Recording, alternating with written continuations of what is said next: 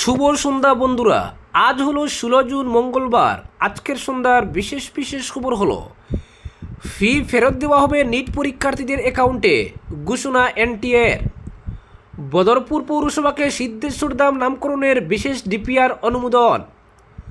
দুধপাতিল নয়াগ্রামে মধুরার ভাঙন ঠেকাতে প্রয়োজনীয় পদক্ষেপের আশ্বাস বিধায়ক রাজদীপের। সলগইয়ে হাতাইজোড়ার ভাঙনে তলিয়ে যাচ্ছে বাজার, ঘরবাড়ি, জাতীয় সড়ক। কাবুলিনালা সেতুর অ্যাপ্রোচে 10, দুর্ভোগ চরমে। বেহাল শ্রীভূমির সড়ক, আগস্টে শুরু হচ্ছে কাজ। শিক্ষামন্ত্রীর হাতে এখন রাজ্যের 32,000 প্রাথমিক স্কুলের ভাগ্য। এ ব্যাপারে বিস্তারিত থাকবে প্রতিবেদনে। নীলাচলে অম্বুবাচী মেলার প্রস্তুতি শেষের পথে, মাঠে গুয়াহাটি পৌর নিগম। হাইলাকান্দি দয়াময়ী পাঠশালা পরিদর্শনে বিধায়ক মিলন দাস, খেলেন মিড ডে মিল। প্রেসক্রিপশন ছাড়া ওষুধের দোকান থেকে আর কোনো সিরাপই কেনা যাবে না, জানিয়ে দিল কেন্দ্র। এবং সর্বশেষ খবরটি হলো নিটে জালিয়াতি রুখতে সাময়িকভাবে নিষিদ্ধ টেলিগ্রাম, পুনঃ পরীক্ষার আগে বড়সড় পদক্ষেপ। এবারে শুনুন বিস্তারিত খবর।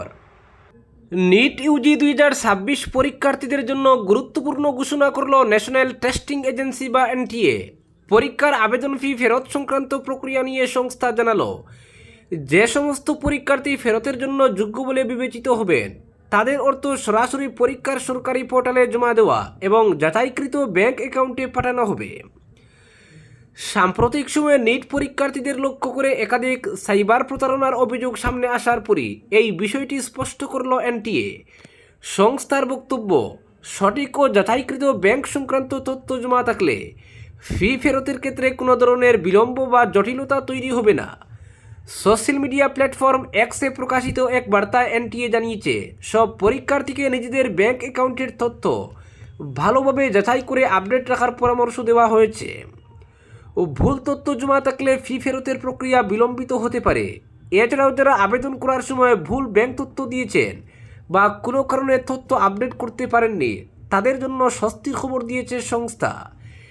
এনটিএ জানিয়েছে, পরীক্ষা শেষ হওয়ার পর ফের একবার ব্যাংকের তথ্য সংশোধনের সুযোগ দেওয়া হবে। পরবর্তী খবরটি হলো কাঠিগড়া বিধানসভা কেন্দ্রের মানুষের দীর্ঘদিনের দাবির প্রতি সম্মান জানিয়ে বদরপুর পৌরসভাকে উন্নীত করে সিদ্ধেশ্বর ধাম করার প্রক্রিয়া শুরু হওয়ায় এলাকা জুড়ে খুশির হাওয়া বইছে। এই পদক্ষেপকে ঐতিহাসিক সিদ্ধান্ত বলে অভিহিত করেছেন কাঠিগড়ার বিধায়ক কমলাক্ষ দে পুরকায়স্থ সহ পুরো এলাকার নাগরিকরা।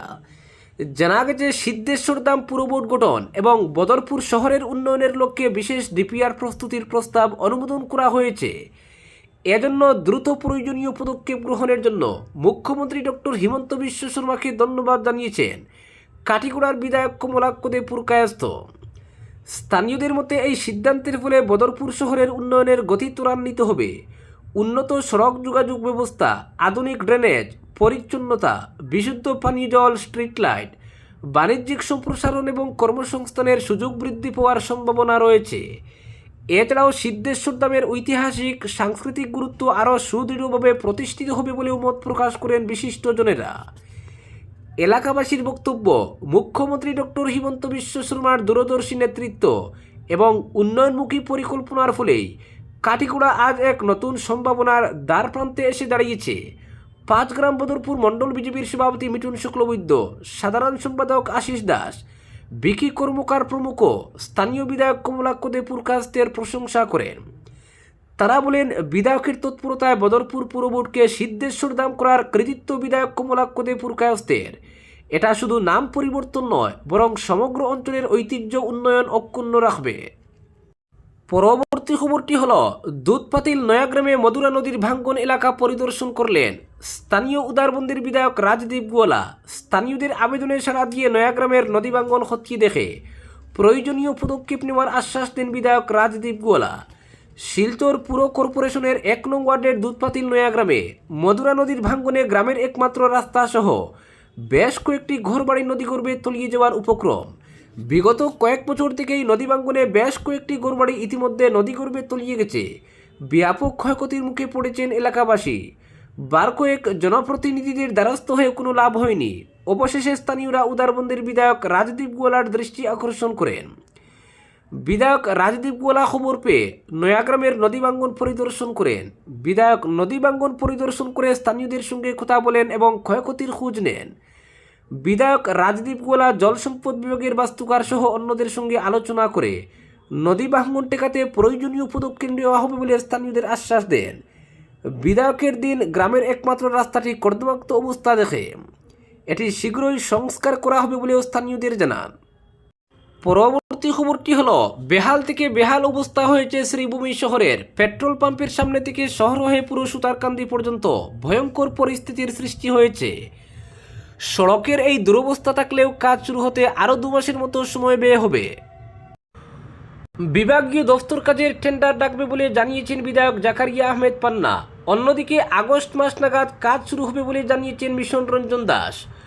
মরণ ফাঁদে পরিণত হয়েছে শ্রীভূমির জাতীয় সড়ক। শহরের বুক দিয়ে যাওয়া সড়ক ভেঙে জরাজীর্ণ অবস্থা। পুকুরসম গর্তের সৃষ্টি হয়েছে সড়কে।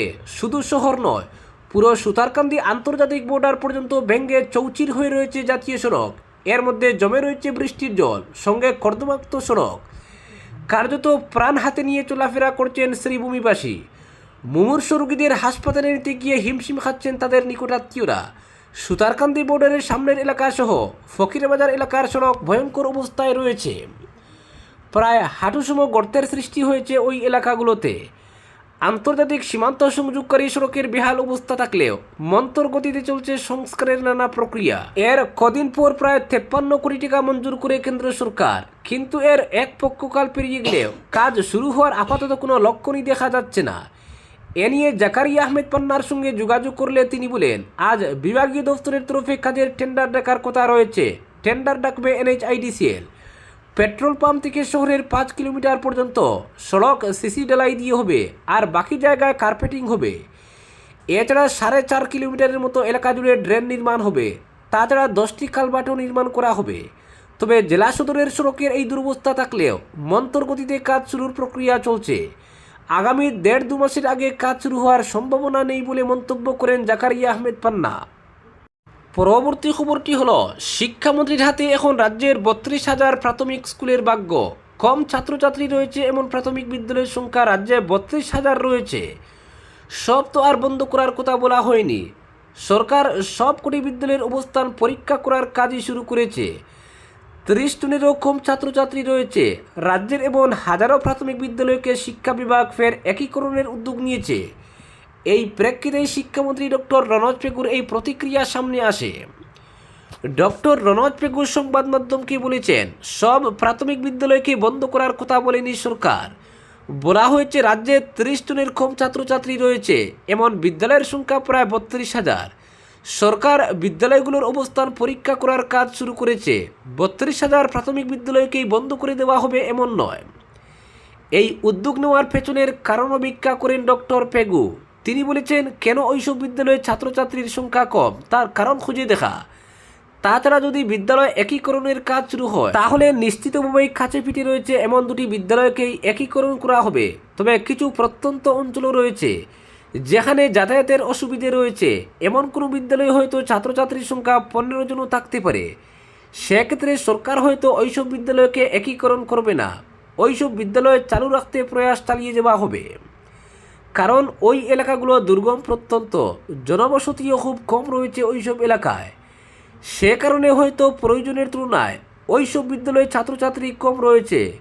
কোথায় হয়তো এমনও অসুবিধাও রয়েছে যে পড়ুয়াদের বিদ্যালয়ে যেতে একটা নদী পার করতে হয়। এসব বিষয়কেও নজরে রাখতে হবে। শিক্ষাক্ষেত্রের অধীনে এসব বিদ্যালয়কে এখন পরীক্ষা করার নির্দেশ দেওয়া হয়েছে। এদিকে রাজ্যে ফের শিক্ষক বদলির প্রক্রিয়াও শুরু হচ্ছে। এই তথ্য তুলে ধরে শিক্ষামন্ত্রী পেগু জানিয়েছেন, শীঘ্রই শিক্ষক শিক্ষিকাদের আবেদন যাচাইয়ের কাজ শুরু হবে। দিন কয়েকের মধ্যে এ নিয়ে এক বৈঠকে বসবে সরকার। আগে যেভাবে গুয়াহাটিতে না এসেও শিক্ষক শিক্ষিকারা বদলি হওয়ার সুযোগ পেয়েছিলেন, এবারও একইভাবে কাজ হবে। 40,000 শিক্ষক শিক্ষিকা বদলির নির্দেশ এই পোর্টাল থেকেই পেয়েছিলেন, এখনও ঠিক একইভাবে পাবেন। এক্ষেত্রে শিক্ষামন্ত্রী আবেদনকারী শিক্ষক শিক্ষিকাদের সতর্ক করে দিয়েছেন। তিনি বলেছেন, এই ক্ষেত্রে কেউ যদি ফলস ডকুমেন্টস জমা করেন তাহলে স্ক্রুটিনি প্রক্রিয়া দীর্ঘায়িত হবে, আর স্ক্রুটিনি দীর্ঘায়িত হলে বিষয়টি আগস্ট মাস পর্যন্ত গড়িয়ে যাবে। বদলির ক্ষেত্রে অনুমোদন জানানো এবং প্রশাসনের তাদের রিলিজ করে দেওয়া দুটো ভিন্ন বিষয়। আগেও 1 বছর পর্যন্ত তাদের রিলিজ করে দেওয়া হয়নি, জানান শিক্ষামন্ত্রী ডক্টর রনজ পেগু। পরবর্তী খবরটি হলো, প্রেসক্রিপশন ছাড়া ওষুধের দোকান থেকে আর কোনো রকমের সিরাপই কেনা যাবে না। আজ বিজ্ঞপ্তি জারি করে জানিয়ে দিল কেন্দ্রীয় সরকার। বিজ্ঞপ্তি অনুযায়ী কাশির সিরাপও এই নির্দেশিকার আওতায় পড়বে, অর্থাৎ নিবন্ধিত চিকিৎসকের প্রেসক্রিপশন সঙ্গে নিয়ে গেলে তবেই এই ধরনের সিরাপ কিনতে পারবেন গ্রাহকরা। গত জুন মাসে ড্রাগস অর্থাৎ পঞ্চম সংশোধন নিয়ম 2026-এর অধীনে এই বিষয়টি সংক্রান্ত একটি নির্দেশিকা জারি করে সেখানে জানানো হয়েছিল এই নির্দেশিকা সরকারি গেজেটে প্রকাশ দিন থেকে কার্যকর হবে দেশ জুড়ে। সেই মতো আজ থেকেই এই নিয়ম কার্যকর হলো। বাজারে যেসব ওষুধের বিক্রিতে সেই অর্থে কোনো শর্ত থাকে না, যা সহজেই কেনা যায় ওষুধের দোকান থেকে, সেই সব ওষুধের তালিকা থেকে সিরাপ শব্দটি বাদ দিয়েছে কেন্দ্রীয় সরকার। তার ফলে প্রেসক্রিপশন ছাড়া যে কোনো ধরনের সিরাপ কেনাই এখন সম্পূর্ণ বেআইনি। গত কাশির সিরাপ নিয়ে দেশ জুড়ে বিতর্ক হয়েছিল। মধ্যপ্রদেশের অন্তর্গত 22 শিশুর মৃত্যুর ঘটনার পরে সেই বিতর্ক তৈরি হয়। রাজ্যে রাজ্যে তদন্ত চলে, নির্দিষ্ট ঔষধ সংস্থার ফ্যাক্টরি বন্ধ করে দেওয়া হয়। ভারতে 2 বছরের কম বয়সী শিশুদের জন্য সমস্ত কাশি এবং সর্দি কাশির ওষুধ নিষিদ্ধ করা হয়ে দেশে। এবার সব ধরনের সিরাপের ক্ষেত্রেই কড়াকড়ির সিদ্ধান্ত নিল কেন্দ্র। পরবর্তী খবরটি হলো, হাতাইচূড়ার বাঙ্গনে বিলীন হওয়ার পথে বসতভিটা, অনিশ্চয়তায় 3 পরিবার। উন্নয়নের অন্যতম প্রকল্প ভারতমালার আওতায় সেতু নির্মাণের কাজ চললেও তার জেরে সলগুই বাজার এলাকায় ভয়াবহ বাঙ্গনের আশঙ্কা তৈরি হয়েছে বলে অভিযোগ স্থানীয়দের। হাতাইচূড়া নামক ছড়ার অব্যাহত বাঙ্গনে ইতিমধ্যে 3টি বসতবাড়ি সরাসরি ঝুঁকির মুখে পড়েছে। পাশাপাশি ক্ষতিগ্রস্ত হয়েছে গুরুত্বপূর্ণ 8 নম্বর জাতীয় সড়ক এবং ডেঙ্গারবন আশাইঘাট গ্রামীণ সড়কের একাংশ। ফলে গোটা এলাকায় চরম উদ্বেগ ও আতঙ্কের পরিবেশ সৃষ্টি হয়েছে। পাথারকান্দি বিধানসভা কেন্দ্রের লোয়ারিপা ব্লকের অন্তর্গত সলগইজীবীর সলগই বাজার এলাকায় দীর্ঘদিন ধরে ভাঙনের সমস্যা থাকলেও স্থানীয়দের দাবি, ভারতমালা প্রকল্পের অধীনে সেতু নির্মাণ শুরু হওয়ার পর পরিস্থিতি আরও ভয়াবহ আকার ধারণ করেছে। ভুক্তভোগী পরিবারগুলোর সদস্য সাথী বৈদ্য, তপতি বৈদ্য সহ অন্যান্য বাসিন্দারা জানান, প্রায় 7 বছর ধরে তারা ওই এলাকায় বসবাস করছেন। তাদের অভিযোগ, সেতুর একটি পিলার চড়ার ভিতরে নির্মাণ করা হয়েছে এবং চড়ার স্বাভাবিক প্রবাহপথ সংকুচিত হয়ে যাওয়ায় বর্ষাকালে জলস্রোতের গতিপথ পরিবর্তিত হচ্ছে। এর ফলেই আশপাশের এলাকায় তীব্র ভাঙনের সৃষ্টি হচ্ছে বলে তারা মনে করছেন।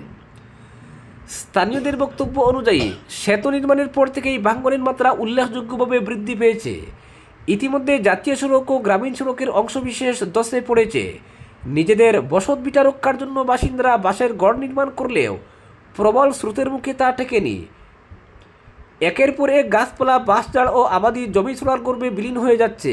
ভাঙনের কারণে বেশ কয়েকটি বাড়ির ল্যাট্রিন, বাথরুম ও অন্যান্য স্থাপনায় ফাটল দেখা দিয়েছে বলে জানিয়েছেন ক্ষতিগ্রস্তরা। প্রতিনিয়ত মাটি ধসে পড়ায় যে কোনো সময় বসতঘর ছড়ার গর্ভে তলিয়ে যেতে পারে বলে আশঙ্কা করছেন তারা। বিশেষ করে বর্ষা মৌসুমে পরিস্থিতি আরও ভয়াবহ হতে পারে বলে মনে করছেন স্থানীয়রা।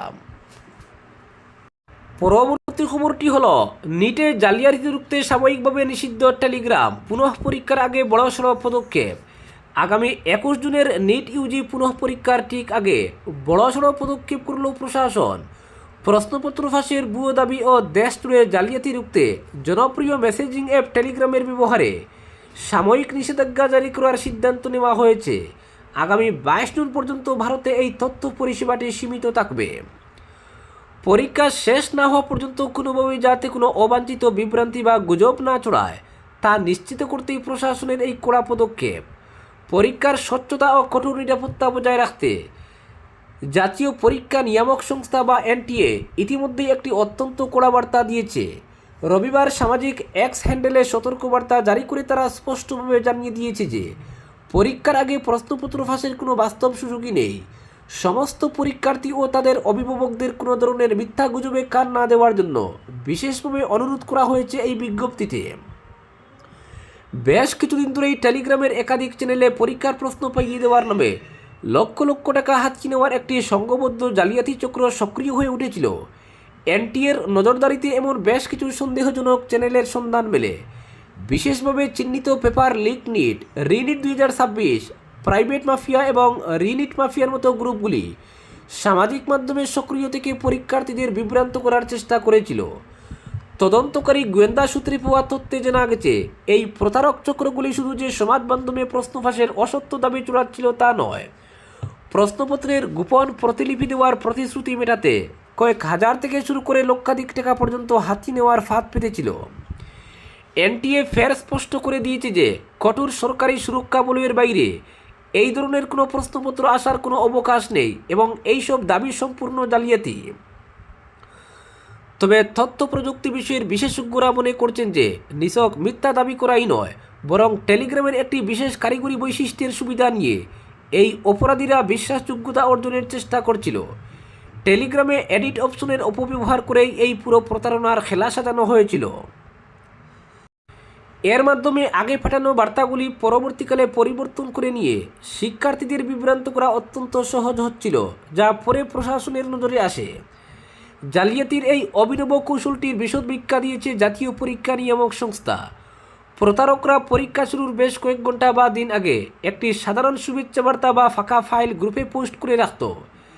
এরপর আসল পরীক্ষা শেষ হওয়ার পর সেই পুরনো পোস্টটিকে এডিট করে তার জায়গায় আসল পরীক্ষার প্রশ্নপত্রের ছবি বা পিডিএফ ফাইল আপলোড করে দিত। এর ফলে পুরনো মেসেজ করার আসল সময়টি অপরিবর্তিতই থেকে যেত। এই সামান্য কারচুপির মাধ্যমে বাইরের মানুষের কাছে মনে হতো যে প্রশ্নপত্রটি পরীক্ষা শুরু হওয়ার বহু আগেই ওই নির্দিষ্ট চ্যানেলে ফাঁস হয়েছিল। এই ভুয়ো প্রমাণ সামাজিক মাধ্যমে ছড়িয়ে দিয়ে লক্ষ লক্ষ শিক্ষার্থীদের মনে আতঙ্ক ও বিভ্রান্তি সৃষ্টি করাই ছিল চক্রটির মূল লক্ষ্য। এই কারিগরি ত্রুটি বা লুপহোল সম্পূর্ণ বন্ধ করতে কেন্দ্রের তথ্য প্রযুক্তি ও ইলেকট্রনিক্স মন্ত্রক থেকে কড়া নির্দেশ জারি করা হয়েছে। মন্ত্রকের পক্ষ থেকে দেশ জুড়ে দুটি পৃথক নির্দেশ জারি করা হয়েছে। প্রথম নির্দেশ অনুযায়ী পরীক্ষা ও তার পরবর্তী পরিস্থিতি সামাল দিতে 22 জুন পর্যন্ত ভারতে সাময়িকভাবে টেলিগ্রামের অ্যাক্সেস সীমিত করা হয়েছে। দ্বিতীয় নির্দেশে বলা হয়েছে 30 জুন পর্যন্ত ভারতে পূর্ববর্তী যে কোনো মেসেজ পরিবর্তন বা এডিট করার পরিষেবা সম্পূর্ণ নিষ্ক্রিয় রাখতে হবে এই মেসেজিং সংস্থাকে, যাতে ভুয়ো ইতিহাস তৈরি করা না যায়। আজকের বিশেষ সংবাদ এখানেই সমাপ্ত।